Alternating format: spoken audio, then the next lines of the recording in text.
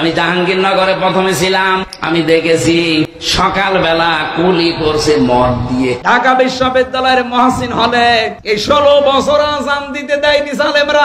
কখনো জাহাঙ্গীরনগর, কখনো ঢাকা বিশ্ববিদ্যালয়, আবার কখনো ভারতীয় নায়িকা রাশমিকা মান্দানাকে নিয়ে বিস্ফোরক বক্তব্য দিয়ে একের পর এক বিতর্কে জড়িয়েছেন আলোচিত ইসলামী বক্তা ও জামায়াত নেতা মুফতি আমির হামজা। তার এসব মন্তব্যে বিভিন্ন মাধ্যমের সমালোচনা বাড়ার পর তাকে রাজনৈতিক বিতর্কিত বিষয়ে সতর্ক করেছে জামায়াতে ইসলামী। বিতর্কে ঘেরাও হয়ে অবশেষে নিজেই দুঃখ প্রকাশ করে ক্ষমা চেয়েছেন হামজা।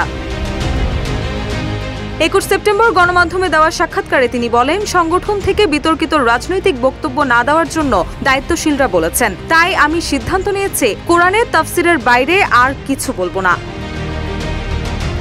কোনো বিষয়ে তুলনা করে কথা বললেই প্যাঁচ লেগে যায় উল্লেখ করে হামজা বলেন, আমি আর এসবের মধ্যে নেই। তিনি আরো বলেন, ঢাকা বিশ্ববিদ্যালয় ও জাহাঙ্গীরনগর বিশ্ববিদ্যালয় নিয়ে দেওয়া বক্তব্য মুখ ফসকে বের হয়েছে, এজন্য তিনি দুঃখিত।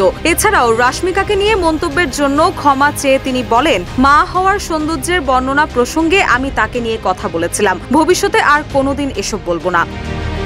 রুশা সুর, নিউজ ডেস্ক, ইত্তেফাক।